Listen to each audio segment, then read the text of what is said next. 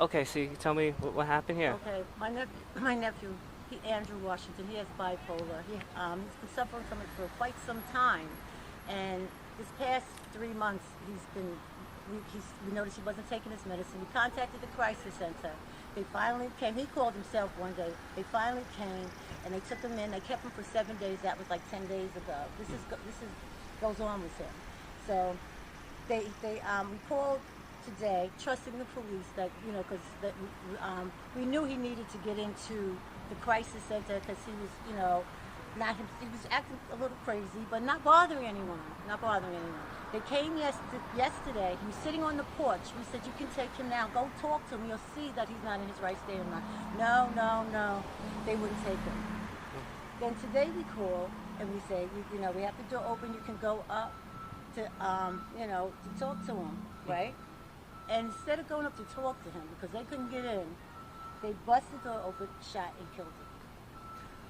It's odd. Tell him how many times you called him. I called a number of times. I spoke to the crisis center.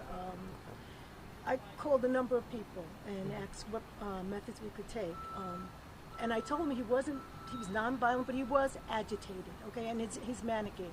And the thing was, they just let him out just a week ago. He had been in. We sent him back, and he wasn't right when they let him out. And we know the law now, how it's 72 hours, they release you if there's no bed or whatever. But I didn't think it would come to this.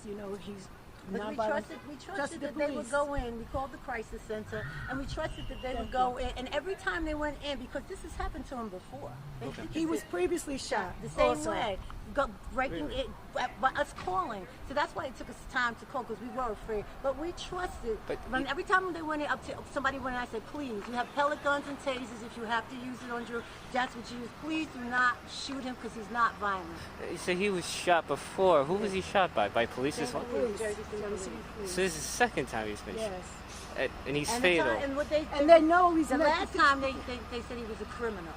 So when we got a lawyer, they said he was a criminal. They said he would go to jail. And at that time, he wasn't mentally sane. So we were just like, let's leave it alone. Let him go into probation so he can come home, get the right proper care. Okay. So, and he was doing very well from that. But then he stopped taking his meds. Okay.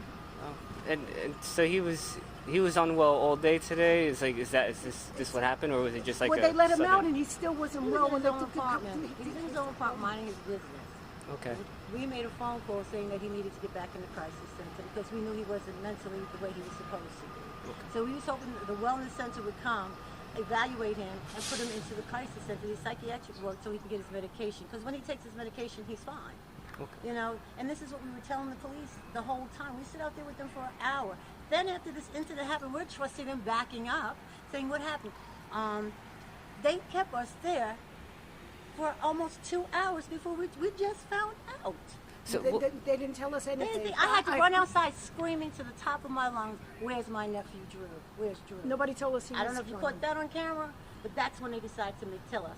I heard that there was screaming and yelling from the other side. That was me, because they kept saying, now the prosecutors. I said, the prosecutor's office is here. Why?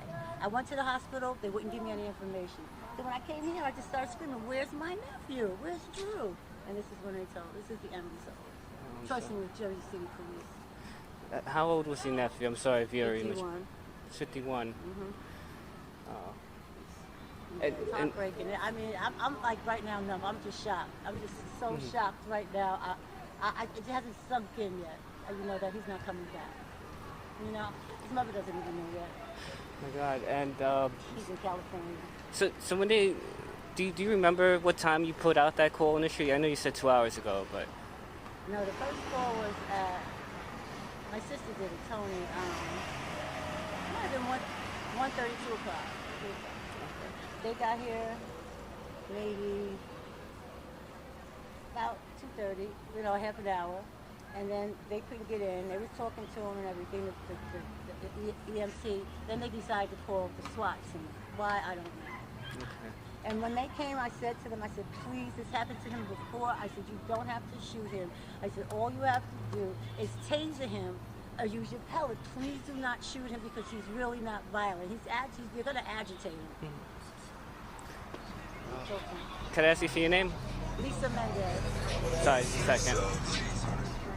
Lisa Mendez. Can you spell that, please? Lisamendez. And your nephew's name Andrew Washington. in common spelling? Andrew Wasington. Andrew Washington. All right. Thank you.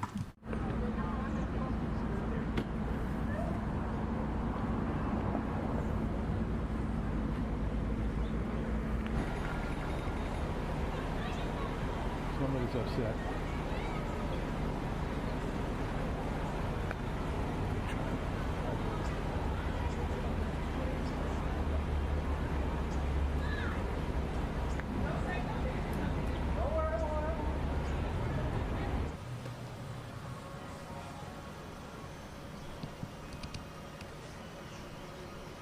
Yeah.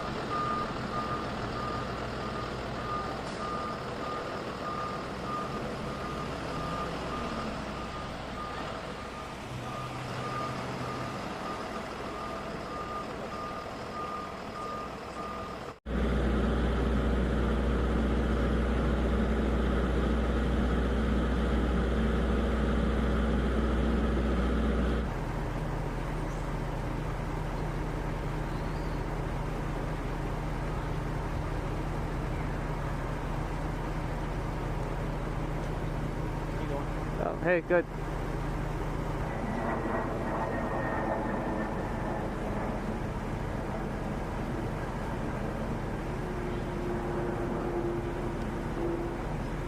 I don't know.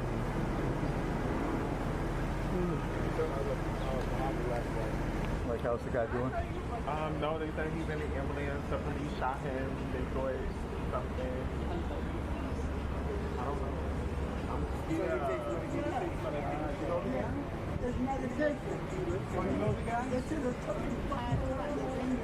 gotta make sure they put out the right story. Before today, somebody just got promotional.